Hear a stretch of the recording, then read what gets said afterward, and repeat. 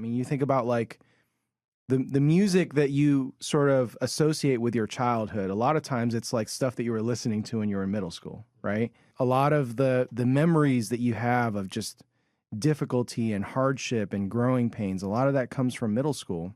I can't think of a better time for a parent to really come in and try to exert a lot of influence and leadership in their kid's life than in middle school. Welcome to Dwell on These Things, a podcast by Dwell Community Church in Columbus, Ohio, where we hear stories and examples of how God is moving in the church at Dwell and around the world.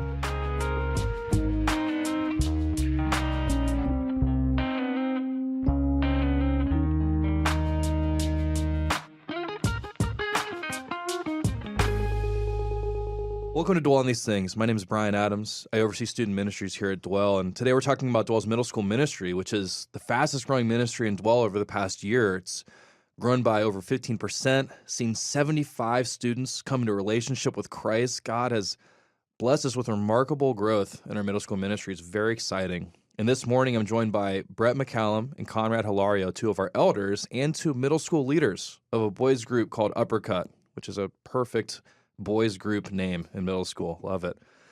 Uppercut really has been a microcosm of what we've been seeing across our middle school ministry. It's a group that's seen a lot of growth. It's seen a lot of students come to Christ. And so thank you guys for joining. I'm really eager to hear about what God is doing here in your group. It's going to be great. Yeah, thanks for having us. Yeah, so you guys started this group with your sons, and you had about 6 people to start. And over the past year and a half, the group has just exploded with growth. So why don't you just talk us through big picture, like what happened? How did you start the group, and how did it what happened that it has grown so much over the past year and change? Well, one thing that we talked about kind of in the year or so leading up to the group was that we wanted to start with a smaller group so that we could kind of put a little bit of ownership on our sons and on the small number of kids there to actually see that there's a need to reach out. And I know that there's been like other cases where a cell group has started really large with 12 to 15 kids.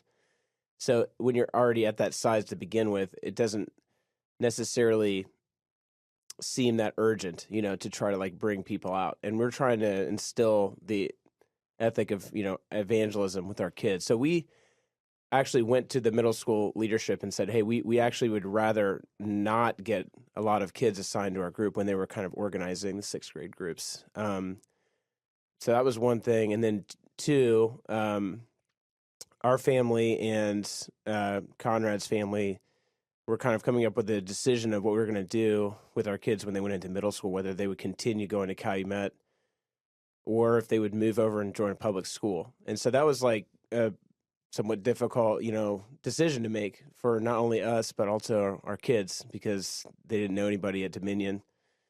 But that was something that we felt like would be worth praying about and looking into, because there could be a lot of opportunities to reach out over there. But then there was other concerns because, we didn't have like a lot of, spiritual families that were going there or anything like that. And so there's question marks that come up with Columbus Public Schools. Is the education going to be good? Are kids going to be exposed to like a bunch of terrible things?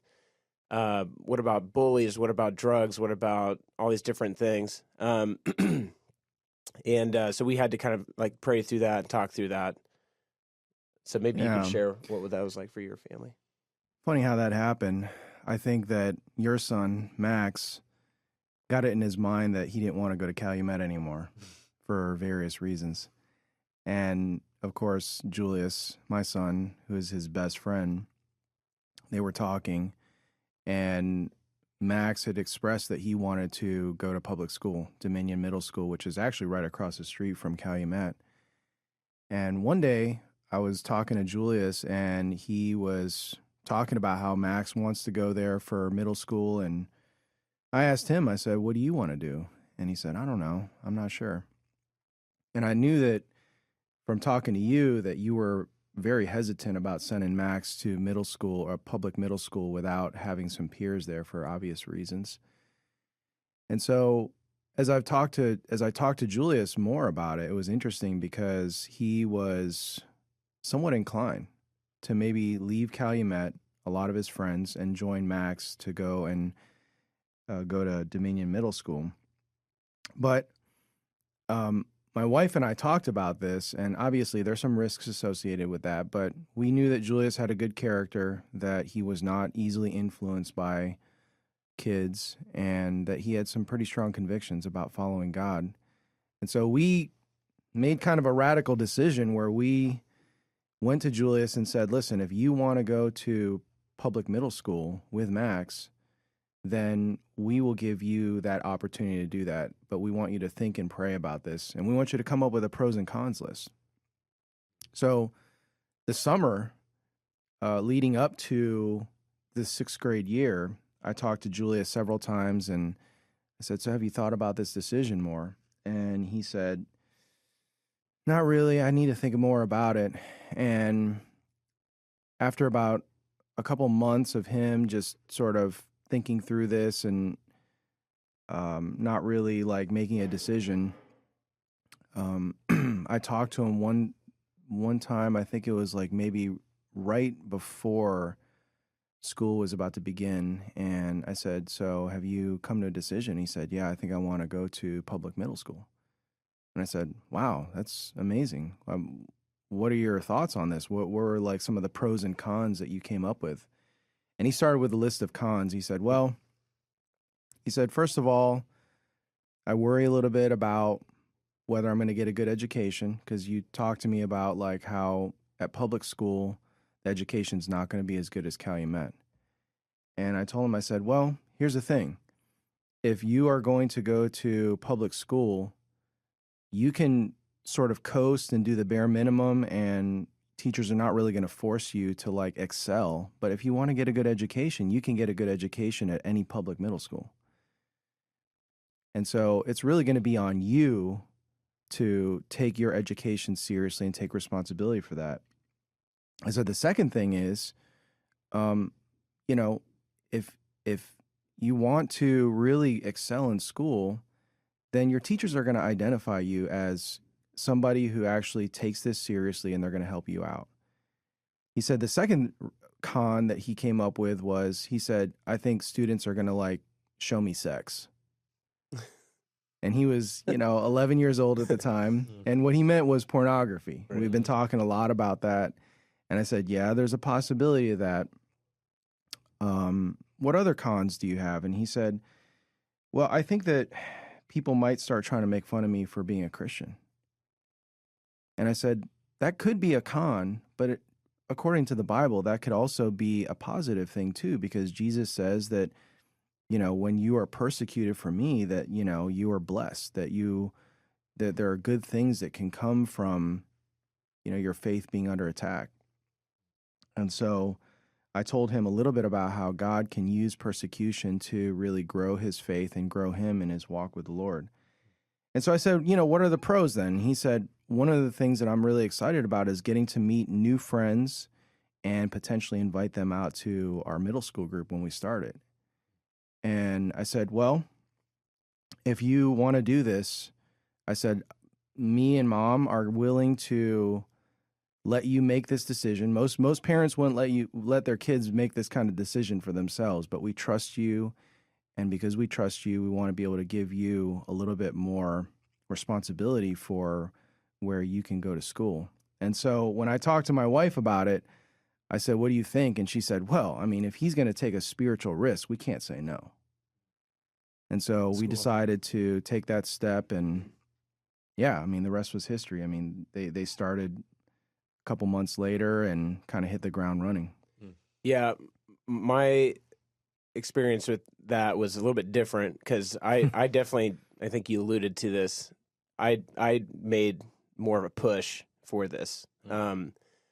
My wife was actually pretty against it at first because she had a really negative experience in public school. So she was kind of coming from like, that was really bad for my own spiritual life in middle school. I went to Calumet for 11 years, so 2 preschool, kindergarten, and then 1st through 8. So we were having a pretty different perspective about that part of it. But then, I basically went to Max. I didn't, push too hard, but I was having some conversations and trying to, get him to think about taking the risk. And as Conrad mentioned, he was actually pretty into it right away. But, our family still had a lot of times where we were maybe not in full agreement at first. One of the things I remember talking to Max about was I was like, we live in, the bubble. Like, you live in the bubble. Okay, this is like everything's nice and people are, loving and, it's warm and it's safe and it's great, and kind of describing what it's like to be surrounded by like all, nurturing, loving Christians all the time. And I was like, this is a, wonderful privilege that we have. And I was like, but there's other people outside of that out here who are not part of that. They don't even know God. And I was like, I'm having this conversation with like a fifth grader. Mm-hmm. And so I was like, what are we supposed to do about people who don't live in the bubble? And he was like, well, we should invite them to come and into the bubble. And I was like, okay, that is good. That's a good point. We definitely should do that. But also, how are they going to want to come in there? They don't know anything about it. I was like, what if we go out of the bubble to where they are, and then we can kind of, persuade them to like come into the community of God. And so I think that like trying to put it in those basic terms for him when he was, 10 years old or something like that, I think helped him understand like, yeah, it's important to like go outside and like reach out to people. I also had the idea, just from my experience being in a high school group, that that move when you've been at Calumet into high school can oftentimes be pretty shocking for students because they've just never been around public school. They've never really been around non-Christians like in a large way, maybe here and there, but not being in the minority at a public school. And so I remember making that move. I've seen a lot of students make that move. Some people do great. Some of our very best students have come out of Calumet and just gone into a public high school and crushed it. But a lot of them have gone in, and there's been a lot of fear and timidity and kind of like uncertainty of knowing how to kind of swim, in the deep end. So one of the thoughts that, we talked about as a family was, you're going to have to make that leap. You're going to have to get outside of the comfort zone of like this private school and get into the world system. Not be of the world, but be in the world in some way. So you can do that in high school, or you could do it in, now in middle school. And maybe potentially if we're being optimistic, one benefit is that by the time you make it to high school, you'll be more ready for that transition because you already have friends. You'll already be... You've already gone through the most awkward, like I walked into a school and didn't know anybody at all and had to figure out how to make friends. Like you've already done that. So potentially you'll be more prepared to be like to thrive in high school. So that was something that was on my mind. But yeah, there was a lot of people I think that were pretty concerned about the move that I talked to. I tried to do some research on the schools and try to do research on other families in our church who had like put their kids into middle school, and we also set up some things that we would like to see. For example, Conrad mentioned how Julius was really hungry spiritually. I felt pretty confident about Max as well. I felt like they were both actually like into God. They were into talking with us about spiritual things, really excited to reach out to people. We talked as a family about like we need to be pretty intentional about this move. So we need to set up regular prayer. We need to make sure that we get a good middle school group going. And that was one of the reasons why we were like, I felt strongly like if my kid is going to go into public school and there's a lot of potential dangers there, I want to make sure to be as involved in his life as I can during that time, because if he's going to be exposed to like negative things and maybe influenced, like that was a fear, I want to be able to have a pretty heavy influence too. And not only that, but if he starts bringing friends out from middle school, I want to be able to have an influence with them as well, with his friends. So that was one of the biggest reasons why I was like, we're not just dropping him in a public school and hoping it goes well. Right. We're going to be heavily involved with our kids' lives in the middle school age. This is a crucial time. And so we were like really, talking about like joining a middle school group as leaders. Obviously, we have another friend, Alex Francis, who has a kid who's also like a part of our friend circle with our kids. And so he also was interested in joining the cell group. So those were some of the three. And then there was actually Ben was another, the neighbor. His parents are in Dwell. So we had 4 kids. Like core students. Yeah. They were like seemed like pretty strong. And we were like, let's try to basically start with that smaller core and then see if we can grow from there. One of the things you mentioned I thought was important was, I think when you look at Julius and Max, they were in a unique situation where they were best friends, and 2, they were both very spiritually minded, and they listened to each other too. And I think that was important because to mention, because it was a calculated risk for us to do this, and we wouldn't have done it unless we felt some level of assurance that there was going to be a support system around there where when temptation or negative influences might come into the scene. And yeah, I mean, I'm sure that some parents probably looked at us and just thought, you're crazy. Why are you doing this? And there were times where we had to calculate that risk, but we knew our kids. We knew that they were spiritually minded, that we knew that they wanted to go into public school, not to just get away from Calumet, but actually to try and reach students that were going to that school. And so it wasn't really something that we go around telling other parents, like, you should do this. This is really a great thing. But it is different in the sense that not very many parents, I think, in Dwell who send their kids to Calumet take this route. And I know that, like you said, people were cautioning us and saying, really worry about this. And we definitely had to take that input and pray about it and really think carefully about it. But again, it was a calculated risk. And part of what we were trying to do was we were trying to break our kids out of the bubble. I mean, it coincided with what you were saying about Max, where you were talking about the bubble, the safety of the bubble. And, around that time, me and Julius were talking a lot about, like, this is the time where you have to learn how to do some hard things and trying to teach him resilience. Because one of the things that is really wonderful about growing up in the church is being surrounded by a loving family and loving friends.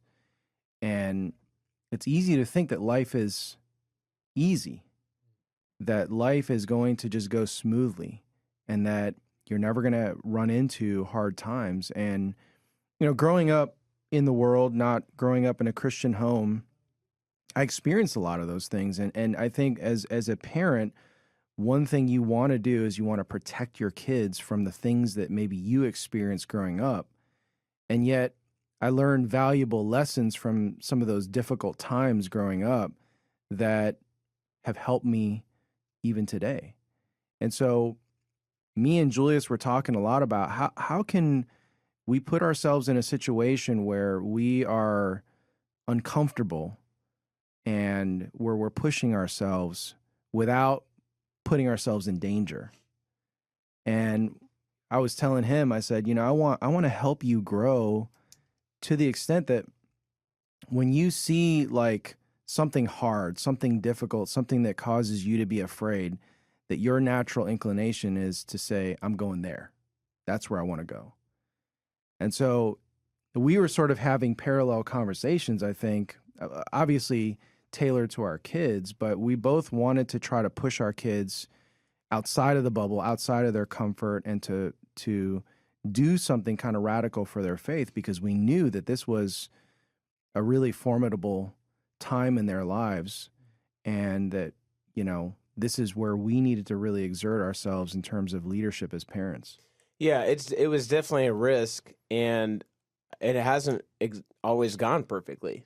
Some of the things that we wrote down on we did a pros and cons list as well. Some of the cons have happened. Some of the negative things, about being in public school have taken place. But I made this point when we were kind of deciding as a family.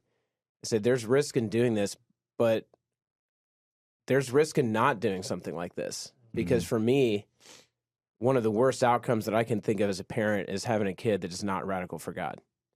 And I'm just like, I will do anything that I can do in my power, to try to advocate and push for my kid to not just simply be somebody who goes to, church or whatever, but that really is going all out for God. And I felt like this is an opportunity to give our kids a little bit of ownership in making a big decision. Yeah. Yeah. And in terms of like how it's gone since then, I think that there have been some negatives, but there's been a lot, probably more positives out of the move. And so I think that now as a family, we're like, okay, there was like, I remember like talking to Gloria, my wife, and she was just like, this has been a really good thing. And I was like, I'm glad that we took this risk. And I was nervous at first, but now I see that God is using it in awesome ways. Yeah. It's really cool to get to kind of like walk into that process and to be able to hear that from you guys and see that these decisions that you're making, they're like so monumental, they're so important, but to do it as a family, to not be haphazard, to be very prayerful, to even empower your kids. There's a lot of helpful stuff in there to hear. And from what I've observed, God has really blessed the move because you went from this small cell group you started with to a group that's seeing like, it started with like four to six. Now you're seeing like 18, 19 kids out a week. Like, so walk us through that. Like, your kids go to public school and they start bringing out their friends, and what's kind of happened that you're seeing so many kids come out so regularly? Yeah, well, it's been cool because they did bring a lot of Dominion kids, but also Julius was bringing out guys from the boxing gym, like pretty much right away. That was one of the that was also like, our group is called Uppercut. We have all these boxers coming out.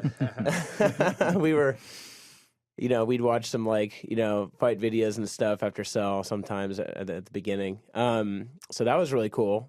And then Max had some friends from the neighborhood and from basketball that he brought out that didn't go to Dominion. So it was really cool because they were thinking outside of even just Dominion. Like they were just wanting to reach out, period, like everywhere they could. And in terms of going to Dominion, just the combination of Julius and Max is really special because they don't compete against each other and try to prove who's better. Which I'm like really proud of them for that because I would not have been that way as a middle schooler. I can just say that. I wanted to be the best at everything in middle school, and I wanted to basically try to actively like push others down and put myself up. So I've actually been like kind of watchful about that, like watching if they try to just take credit or put others down, like to make themselves look better. And I just don't see that with them. I don't know why that's the case. Praise God that that's the case. Right. Max is extremely social. He's extremely bold. He just lacks like social anxiety at all. Like, will you just place him in anywhere among any kind of people, even people that are much, much different than him? And that's where he thrives. So he is one that just, kind of meets everybody and just like really gets energized by that. And I think, having Julius there, who's, just a great partner and also pretty bold himself, they just basically went in there and just, luckily they were able to make a lot of the same friends at the beginning. Yeah, I think we again sort of independently started trying to encourage our kids. Listen, the first week or two that you go to like middle school, people are going to be looking around with their trays in their hands, awkwardly trying to figure out who are the kids that I'm going to be sitting with. And I think we were instructing them and saying, listen, the first 2 or 3 weeks that you are in middle school is extremely important. You need to like go and initiate and to try to build friendships in the first 2 or 3 weeks, because these are probably going to be like the friends that you have not only through 6th grade, but maybe throughout middle school. So I think we were very hands-on in trying to instruct them on how to build friendships very early on. And that's exactly what happened. A lot of the kids that they built friendships with are the kids that ended up coming out to our cell group. And like you were mentioning, they're such a great team. it's funny because when you look at the Dominion kids that they're bringing out, it's really hard to differentiate, like, who brought that person out. Because when one of them makes friends with a person, the other actually befriends that same kid, and they kind of work together to try to follow up with this kid. And so they have sort of built a friend group at Dominion that really is based on their teamwork and just them being extremely social. So I think that the teamwork aspect that you're talking about there is really the key to a lot of the success that we've seen, is them working and coordinating and trying to reach these kids, and it's been a great duo. Yeah, I really do think it's something that God has done in their lives, because a lot of the kids in our cell group do compete about everything else. They're always arguing and challenging each other, and just doing sixth, 7th grade boy stuff. But when it comes to the spiritual things and outreach, it seems like they're just like, okay, that's serious. Like, we should actually work together. Yeah. A funny story is that, like, I remember when at Blowout Camp, they asked Julius to give his testimony. And so he shared about how, 5th grade, he was really wondering whether or not he wanted to, like, go to Dominion and the decision-making process and everything else. And one of the guys that Julius and Max brought out that had received Christ was actually there at Blowout. And Julius had an opportunity to kind of just take credit and say, you know what, I brought this guy out and, he became a believer in Jesus. But he was like, me and my friend Max started talking to him and trying to, like, have spiritual conversations. And I thought to myself, those little moments are kind of indicative of their relationship. The same thing with Max too. I remember driving with him, and he was talking about this one kid in his class that he was becoming friends with, and he's like, oh man, he's like, this kid, he can draw, he's amazing at drawing. He's like, I'm not trying to, like, cast any shade on Julius, because I think Julius is a really great artist, but this kid is just on a little, he's on a different level. And just little things like that just kind of give you an idea of the kind of relationship that they have, that they are not competing with each other, but they actually want to help spur one another on. And that's true in spiritual things as well. It's really cool to hear about their friendship. I mean, that sounds like it's been a very critical component to their success and a lot of what you guys are seeing, and that's great to hear. So shifting gears a little bit and thinking about all these kids that have been coming out to your group, you guys have seen a lot of students come to Christ. And so I'm interested in hearing more about, like, maybe if you have stories you can share, or if there's just anything you want to say about the general spiritual receptivity in the middle school age. It seems like there's a lot of people who are spiritually curious at this age, starting to take some ownership over their lives. Like, what have you guys observed from some of the kids you've been meeting? Yeah, well, a couple of things on that. One, we set up this kind of weekly pickup basketball thing at first, and we kind of used that as, like, you could either bring friends to this, and then they can, like, meet everybody, and then it'll be more comfortable to invite them to cell. Or if they came out to cell, then they could start coming here and, like, feel like more part of the friend group. So that was something that generated, like, a lot of excitement, and kind of just I think it was really useful in follow up with the kids, so that they would want to keep coming back and just feel like this is really fun. And it was also good too for us, because we got to meet the parents. Yeah, that was extremely important in just being successful in having these students come on a regular basis. Is when the kids' parents would drop them off, we would get to meet the parents, build a relationship, and so the parents got to see us. They got to see a face, and a responsible adult there, who's also a parent, and it was a great tool that at the time I didn't realize how effective it would be, but it has been super effective, because it was a great entry point for a lot of these students who might have been otherwise hesitant to just step into a Bible study.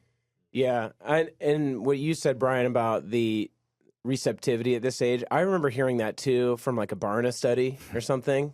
It was like this bell curve or something about like the average age of when people decide to, start a relationship with Christ, and it was really high in the middle school ages. So I thought that coming into middle school and leading kids to Christ would be like shooting fish in a barrel. Yeah. And it wasn't. It was really slow. We did have one kid really early on who came to Blowout Camp and accepted Christ, but even then, like, it was, we were having like a lot of talks with him every day. I think he finally did it on the very final day. And then after that, for the next year, the entire year, we didn't have a single kid accept Christ. Right. And it was not from a lack of effort. I was like, man, I'm trying to like have gospel conversations and go through analogies like the two cliffs or the Romans road or whatever, like every single week. And I'm being more bold and like kind of trying to lead students to Christ than like I can remember, because from being in like a high school group or whatever. And there was a stretch too where it seemed like all of our leaders, just all hands on deck, every single ride or every single time we would take kids home, we would be having conversations, just asking them where they stood with Christ, very direct conversations, and they would tell us straight up, like, actually, I don't think I'm ready to do that right now. I believe it. I think that that's probably true, but I'm not ready to do it. And there was a little bit of frustration, I think, for a while, because it seemed like so many of the kids that were coming were right on the edge, right on the verge of receiving Christ, but just were hesitating. Oh yeah. And yeah, straight up, like, I don't think I want to do that. Now, one thing that we did talk about, I think that there's, many different ways to try to like help lead a kid to Christ in middle school. My personal, I guess, decision over this past year and change has been to try to encourage them to go home and do that on their own time. At first I felt a little bit hesitant about saying, like, would you want to do that with me right now? Just because I didn't want to make them feel like they had to say yes to me. But then later I was like, that's not working. They're not going home and doing it on their own. Maybe I can offer to pray with them. Well, then they didn't take me up on that either. So we would have these conversations, and it would be like really good conversation. Matt, that was actually one of the coolest things, being with my own kid on the ride home. So whoever we dropped off last, we're like, all right, that's like who we're going to try to have a spiritual conversation with. And he would help out. He would jump in and like share some things and try to like urge his friend to receive Christ. And that was really kind of, just a proud dad moment, there. Definitely. And it was just like, man, that is so cool. He did that. And we would have multiple times where I was like, we would go read scripture in the car together with a kid, like show him a couple verses. Be like, do you understand what this means? Yes. You should go inside tonight, and before you go to bed, you should pray to receive Christ. And they'd be like, all right, yeah, I might do that. And so then we would be like really excited praying as a family and stuff. The next time we'd take him home, be like, so do you remember the last time we talked? And it was like, no, not at all. And it was like their memory got erased. So it was like we had to restart the whole thing again. So that was like really surprising and kind of frustrating at first.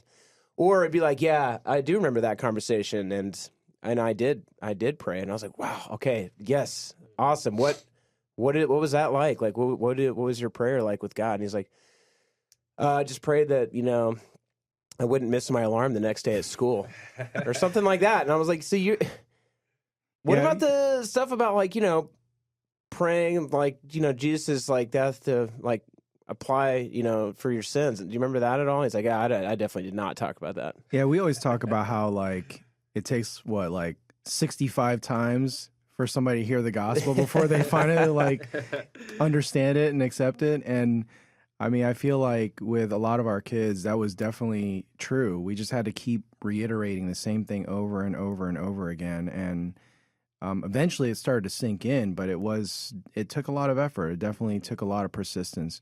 Yeah, I think the thing that you mentioned a little bit earlier about like doing that with Max, that was very unique. I remember just kind of observing that. And you think about like with discipleship, or when you're trying to like help a younger guy or a younger woman that you're mentoring, like actually learn how to share their faith. You know, one of the best things you can do is do a ride along, so to speak, where you bring them with you, you get into a good spiritual conversation, you can dissect it afterward and say, what do you think what happened there? Why do you think I said this? Or what do you think he meant by this? Or how do you think he responded to that? And those are like extremely like valuable moments, right? And to see you do that with Max, like over and over again, almost every week, where you're sitting down with a student that he brought out and being able to sort of explain the gospel in various different ways, and having Max jump in was, I mean, that was amazing. I mean, those are the kinds of moments that in leadership or in discipleship are so valuable and so like life-changing. Yeah, we eventually got, I mentioned Francis, who also led with us. We eventually got another guy from the young adult ministry named Dylan, who came in to help us out. And I felt like, fast forward like a year into the group or so, you know, we had been having a lot of these gospel conversations and really trying to, like, you know, push for kids to receive Christ, especially like in our teachings. We would talk about that, like go hard, every single teaching in the gospel. But then when those guys came in, they were also really useful, because they were able to, and maybe this is a spiritual gifting thing or what, I don't know, but they were able to also like just come in and lead kids to Christ. And it was really cool because the whole thing we talked about earlier with Max and Julius having teamwork, not trying to take credit. And that's also something that has been awesome on our leadership team. Yeah. You know, it's not like, that we're just like, 1 Corinthians 3, you know, it's like I planted, Apollos watered, God is the one who caused the growth. And we kind of have some of that synergy going on where, like, you know, maybe this guy Dylan is like better at leading kids to Christ. But, you know, also like that's also a kid that, you know, we've also invested in for a long time. So having that kind of teamwork on our leadership team has actually really, that's when it started to really kind of snowball. It was funny. It was like nothing, actual resistance. Like, I don't want to do that. And then right around camp, blowout camp, one or two of the kids finally did it, finally received Christ. And then it was just like dominoes after that. Watershed moment right there. Really, sure. Over the summer, I can't remember the full number. It was something like 12 kids prayed to receive Christ. And it was just like amazing. And it was not only a relief just like to know that they received Christ, but, you know, a lot of these kids that Julius and Max were bringing around, and others too. I mean, it wasn't just those two, but so many of them were coming from really rough backgrounds, lower income backgrounds, mostly single parent homes. A lot of them just really struggled in life, had a lot of tragedy for kids who are, you know, 12 or 13 years old in their lives. Yeah, like one example was a kid who was like, yeah, my dad died of a drug overdose. And then one of the other kids is like, oh yeah, me too. Like just that story, and there's like a bunch of others like that. Yeah. Are just like, whoa. And, you know, a lot of those kids just had like just legitimate trauma in their lives. And so I think it was a relief for us knowing that like they were going to go to heaven because they placed their faith in Jesus. But at the same time, we're also excited for the Holy Spirit to like actually be in their lives and to influence them, because there was just so much drama for months. 100%. So much drama that we had to deal with. And what's amazing is that almost 6 months later, so many of these kids have just they've grown in their faith, they're transformed, and we're hearing from like some of the other leaders at the middle school CT, they're just like, oh, your kids are really like well behaved, because how, you know, they remembered how bad they were and just how unruly they were at CT before they were actually believers. Yeah. Wow. That's amazing. And really cool what the Holy Spirit's doing in your midst. So God's done a lot of great spiritual work. I know also part of spirituality is having a lot of fun. And I think that middle school group has got to be a really good time. So I wondered if you guys could maybe share some experiences there, what it's been like to be with a bunch of 11, 12, 13-year-olds and what kind of fun experiences you've had with them so far. Yeah, definitely just active, coming home on a middle school night, you were pretty tired, and there's a satisfaction of like, all right, it's like a hard day's work kind of thing. But yeah, definitely feeling like, man, we got to chase. It's like herding cats at times. So you are like just running around and doing stuff all night. Yeah, that's one reason why the car ride home can actually be pretty crucial. Mm-hmm. Because you're like, well, now you're forced to sit still. Although that's hard too, because a lot of times they're on their phone. Yeah. So that's like you have to rip them away from their phone. So or they like want to grab the aux cord and like blast their music. So it's just impossible sometimes to have conversations unless you just pull the plug and just say, okay, we're gonna have a conversation here. Yeah. I mean, my experience is similar. At the end of some days, like when we have middle school CT or cell group, it's been a long day, and I just, will sink into my couch, and I'm just smoked. It's like maybe midnight. Obviously, the night ends earlier than that, but sometimes I'm just like, man, I've been going hard for like 12, 13 hours, and definitely feel exhausted. But when I look at what I've done that day, I realize, okay, much of what I've done is in line with my values, and I'm actually making an impact. And so there's a sense of satisfaction, like, okay, I'm tired, I'm exhausted, but at least I'm expending my energy on something that really matters, something that's actually having an impact, not just on my kid, but also on his friends. And so, yeah, I think that like it's at times been frustrating, it's exhausting, but it's a lot of fun. And I know having like these other leaders there who are, younger than me, play sports is helpful because a lot of our kids are really active. Sometimes I'll play kickball with them, and I joke about how like I probably only have like a few more kickball games left in me, and I've like burned all the matches in middle school group. But I'll come home sometimes, after rounding the bases in like kickball and just be like, I think I tore my ACL. So, shout out to like Dylan, who's like 22 and is just, he's willing to like just jump in with the guys and be active and be rowdy. So yeah, it's fun. Definitely. With kickball, a couple times we'll do like leaders verse, and it's always so funny because they're like, you guys are gonna. Are you sure you want to do that? Because we're gonna crush you because you guys are dinosaurs and you're so old and stuff. And we're like, yeah.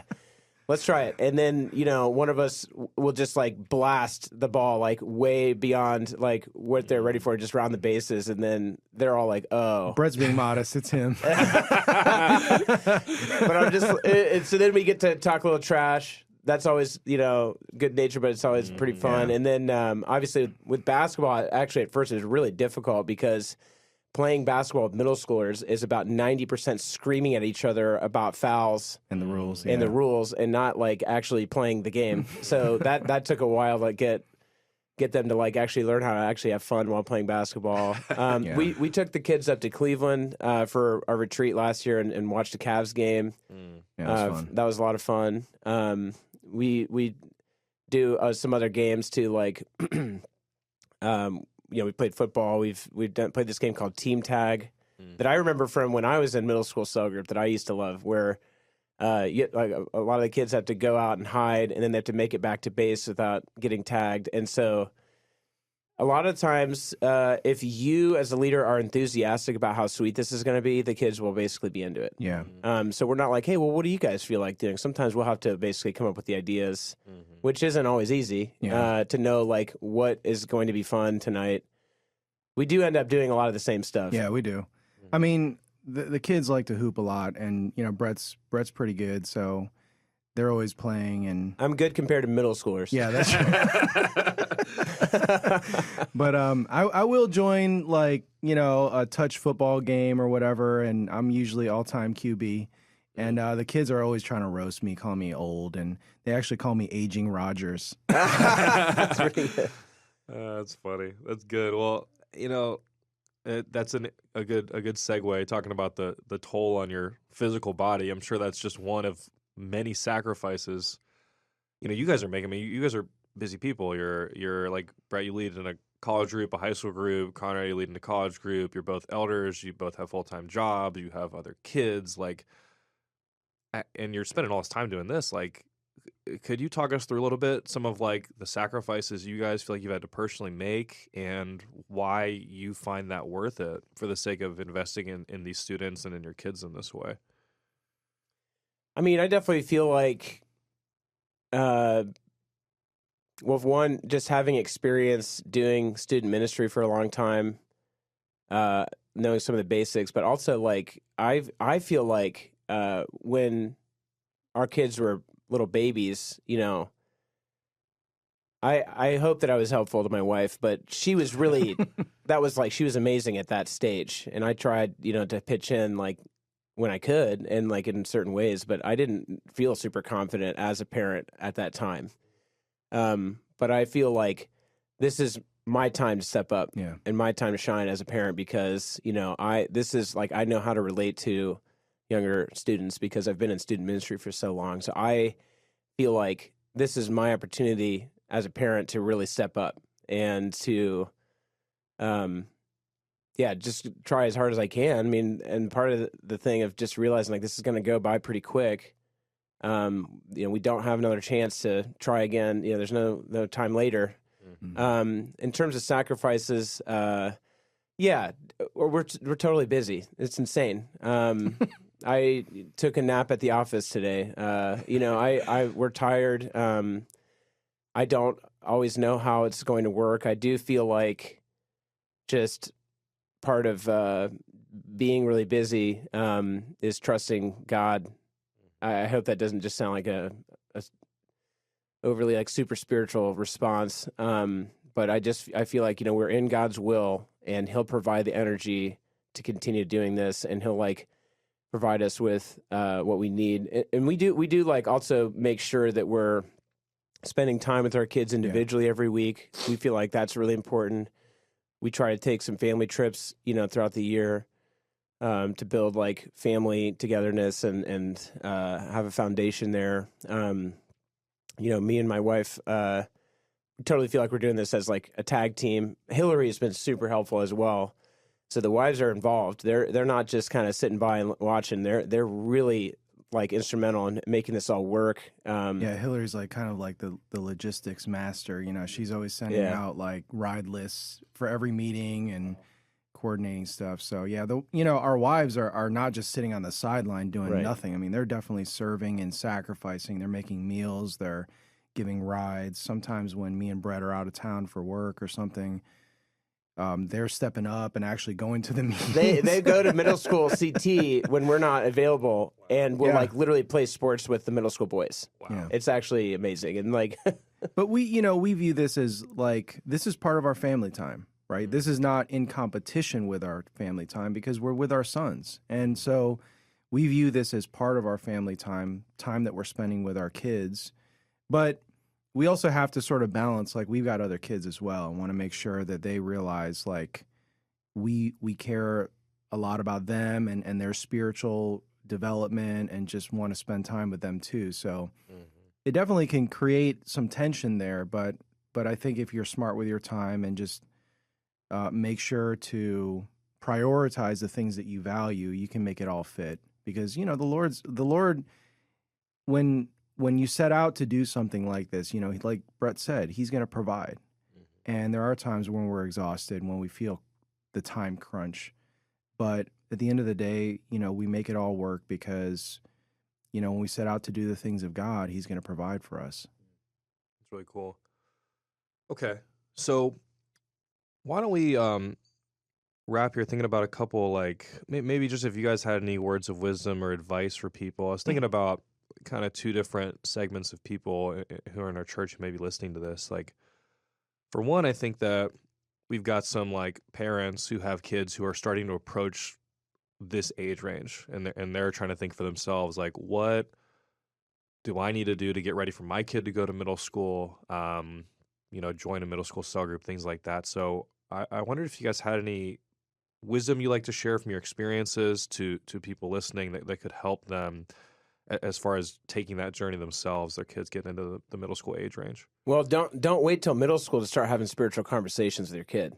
That would be one thing for sure. We were absolutely. That's one of the reasons why I think Conrad and I both felt, at least somewhat confident in sending our kid to a public school, is because we felt like they actually had demonstrated spiritual receptivity and like actually cared about God. Well, that was from years and years of talking about spiritual things and doing prayer together. And like, I would take my kids along, and sometimes Conrad and his family would join when we would go into like different neighborhoods in our city to do like volunteer work and serving, other people. I'd want to bring my kids along when we're out there serving. And we would do like, for example, we would do like a summer camp in a different ministry for refugees. And I was like, I want to get my kids into that because I want them to understand how important it is to serve and like to feel some joy. And serving is fun. It's not just this like scary thing all the time. And obviously Gloria's really good about, getting individual time with kids and like being really good at like having good intentional conversations. We were trying to get our kids into the Word in different creative ways, and trying to do that. It's different, but in the elementary school age, like you can really get some awesome spiritual stuff going on with your kids before they get into middle school. Yeah, I mean, we realize that like a lot of parents are just really busy, right? And the thought of adding middle school ministry to an already busy schedule seems like a lot. But again, I think it was a Barna study that I encountered, or at least it was maybe a podcast that he was speaking on. And he was talking about how a lot of kids, when they hit middle school age, are making some pretty big decisions about their spiritual life. And he found that a lot of kids who, when he interviewed them, I think when they were in college, said that it was around the time that they were in middle school when they started to have a lot of questions about the Bible, had a lot of questions about whether God existed. And they felt like if they didn't have their questions answered in a satisfactory way, that the ones who felt as if they didn't get good answers were just sort of biding their time through high school, so that when they got into college or got out of the house, they could just basically do what they wanted to do and not follow God. Whereas the ones who got satisfactory answers when they were in middle school went on to have really strong spiritual lives even after they graduated from high school. And for me, that was very instructive because it fit with a lot of like conversations I had with older men who I view as my mentors, that they were saying, I didn't realize until my kids were grown how much influence I had with my kids. And I think if I realized that, how formative this period of time is, middle school especially, I probably would have tried to influence them more and to try to like really be thoughtful about how to equip them and get them ready for being in the world, but still maintaining their faith. And so the combination of those things really kind of lit a fire under me to try and really take it seriously, that like this time period in my son's life is extremely crucial, not only for his spiritual development, but development in all ways. I mean, you think about like the music that you sort of associate with your childhood. A lot of times it's like stuff that you were listening to when you were in middle school, right? And a lot of the memories that you have of just difficulty and hardship and growing pains, a lot of that comes from middle school. And so I can't think of a better time for a parent to really come in and try to exert a lot of influence and leadership in their kid's life than in middle school. And so I think that was one of the reasons why I thought it was really important for me to lead and to try and help shape Julius and his spiritual outlook. And two, it was great to have, people like Bret and Alex and Dylan there, because they got to play a role as well. Like one of the things that we sort of decided beforehand is that going into middle school group, we would want, the other dad to disciple our kids. And we were going to sort of do a round robin where the first year, I would disciple or mentor Max, and Alex Francis would mentor Julius, and then Brett would mentor Eli. And then we would sort of switch because we felt like it would be good for our kids to have other strong spiritual men in their lives who they view as authority figures and not just have to have dad just, just getting on them all the time. So, yeah, I think that those sorts of things were really important considerations for joining a middle school group and doing it with my son. Yeah, I actually spent some time interviewing guys that I knew in the college ministry who had come up through the middle school group and who had continued to walk with God as adults. And a lot of them were in middle school groups with their dads.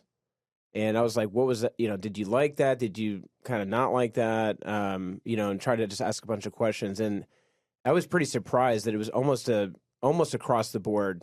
They were like, I loved being there with my dad. It was awesome. There was a couple of guys that were like, yeah, I didn't really like that. But most of the time they were like, that was really cool. And then I was like, trying to be like, what can you give me some input since I might do this? And one of the things that they said was like, I would love being with my dad. It was super fun. He was like a great role model for God, but there were some things that I maybe didn't really want to share with him. For example, like in the middle school age, you're getting into puberty. They were like, I never would talk to my dad about anything regarding like sexuality or porn or anything like that. That would be like, no way. And I was like, that makes some sense to me as a middle schooler, not wanting to do that. So that was just one example. But why it's like, if there's another trusted leader who my son can feel like they can go and open up to and talk about things that they wouldn't talk with me about, or even potentially like frustration or conflict, at home, there's another guy there who's an influence. And that was a really cool advantage. I felt like when I was in middle school, I was in a really awesome cell group in middle school group. I had Dave Glover and Steve Bauer were my cell group leaders, and it was super fun. And I totally trusted those guys and would be willing to talk to them. They had a huge influence on my life and through the middle school group. So having some other adults that were not just my dad, I think was good. It was like a really cool thing. So anyway, that was. Yeah. And, so for example, Julius, he actually meets with Alex Francis, and, Alex is we have some similarities, but he's a very different person. He's got some incredible strengths that I'm not super strong in. And like having Julius meet with him has been really, really good for him. And it's just good to see too, that like being a spiritual man, being a godly man, like it doesn't mean that you're like, you have to be in this cookie cutter, right? You have very different people who are extremely effective, who you can look at and say, you know what, I don't have to be like my dad. I don't have to be like these people. I can be my own person and be effective for God and be spiritual. And so that was sort of the effect that it's had on my son, as well as I think Max's too. Yeah, I was thinking about just one point that I've seen from my college group. So, when new guys come out, maybe we're after the teaching, talking, and getting into a spiritual conversation, it is so frequent for people to, like an agnostic person who does not follow God or believe in God, they might have some sort of distant church memory from when they were younger. And a lot of times with people like that, it was kind of negative. It was either really bad or just like, yeah, I did it, but it was so boring and I didn't care and I don't remember anything and I never believed in it. And it was just like going to church was like kind of a chore, and like, well, did you ever have a group of friends around your age? Yeah, I went to the youth group. It was lame. It was boring. Didn't like it. Didn't make a difference in my life. So a lot of times in those conversations, I'm like, man, that sucks. Like that happened, for you. I didn't have that. Because I came up and it was a great experience. I feel so like happy about, my experience in following God, even from a younger age. And so, I'm kind of, that's one of my big things about middle school group should be super fun. and kind of create the category in a student like walking with God is fun. And it's not this thing that you grow up later and you're like, man, I can't wait to get out of this. It's like, this is just sweet. And I absolutely feel like being in a spiritual family growing up, like my parents were doing ministry and they were having people over, and, you know, we were doing Bible study in middle school. Like, there was just like, this is normal and this is good. This is something that I am not against. I like this. You know, obviously when I got a little bit older in high school, I did dig through like deeper questions and had problems and whatnot. But like generally, I came up and felt like walking with God is a good thing. And I want to do that for my kids. So that's part of feeling like I can take a lot of the good from my upbringing and try to, you know, use that to my advantage now. Yeah, I think the other category too of, you know, people who are, you know, maybe considering a secondary ministry, who are not parents, maybe people who are like young professionals or maybe college age people who are interested in what's happening in middle school group. Because like you said, it is the fastest growing ministry in the church. And I think that with the momentum, there's a certain level of excitement that comes from that people are interested in maybe joining in on what's happening in this ministry. I would say that for me, you know, even somebody who's been doing ministry now for 25 years, middle school ministry has been tough. I mean, it's stretched me in a positive way. Like, a lot of the things that I've learned, the basic principles of ministry are still there, but the application with middle school ministry has been totally different. Like, teaching college age people is totally different than teaching middle schoolers. I mean, we're talking about 20-minute, 25-minute teaching max with maybe a couple discussion questions, and that's all you're going to get. And that's pretty tough for me to do, like to provide actual content that is satisfying in 20 minutes. And so it has really stretched me, and I think it's grown me as a leader. And so what I would say to somebody who is maybe a prospective middle school leader is, this is a way for you to stretch yourself, and God's going to use that to make you an even better Christian worker. But two, I think that, you know, some people who feel a little bit stuck in their ministry, who feel like maybe right now I'm kind of in a field where I'm not really getting a lot done. And I remember, you know, when in my younger days, when I used to get a lot more done for the Lord, this is like a ministry that can really help reinvigorate your fire and your zeal for God. And I know that's done that for me, even though there are some days I come home and I'm just spent. So I think that it's a great opportunity to jump in on what God is doing. It's not going to be easy. It's going to take a sacrifice, but in the end, you're not going to look back and be like, man, I really regret wasting that time. Definitely not. Those 3 years, you know, when you see all the students and the fruit that's going to be born from that effort and that commitment, I think that it's going to be one of those cherished memories of, man, that was such a great time in my life. And, you know, middle school ministry was the thing that kind of got me through a kind of difficult time where I wasn't getting as much done in ministry as I'd like to. Man, that's awesome. Well, thank you guys. This has been great. Thanks for having us. Yeah, it's been great to hear. So thank you to everyone who's been listening in. Of course, you can go to dwellcc.org for more information about our middle school ministry or about Dwell Community Church at all. We encourage you to subscribe wherever you get your podcast to get notifications on future episodes. And thank you for joining us for this episode of Dwell on These Things.